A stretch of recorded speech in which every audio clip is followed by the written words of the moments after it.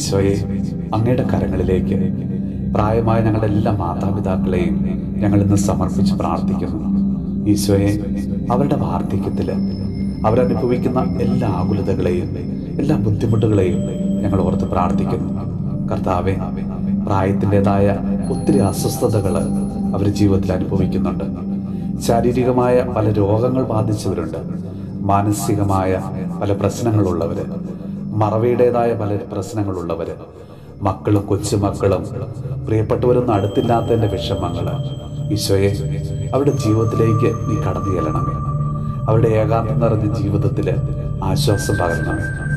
ഈശോയെ, ഷുഗറും കൊളസ്ട്രോളും BP ഒക്കെ കാരണം നല്ലൊരു ഭക്ഷണം പോലും കഴിക്കാൻ കഴിയാതെ വിഷമിക്കുന്ന ഒരു മാതാപിതാക്കളെ ഓർത്ത് പ്രാർത്ഥിക്കുന്നു.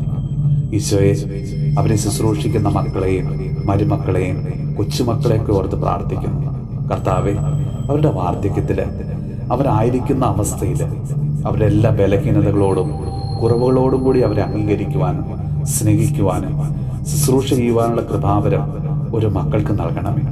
കർത്താവെ, ഒരിക്കലും അവരുടെ വാക്കിലൂടെയോ പ്രവൃത്തിയിലൂടെയോ ഉപേക്ഷ മൂലമോ അവരുടെ മാതാപിതാക്കളെ വേദനിക്കാനായിട്ട് അവിടുന്ന് ഇടവരുത്തരുതേ.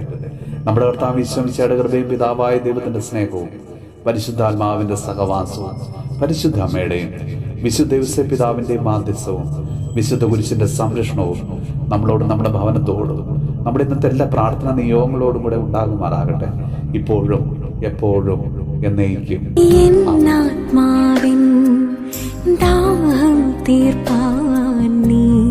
ജീവന്റെ ജലമായി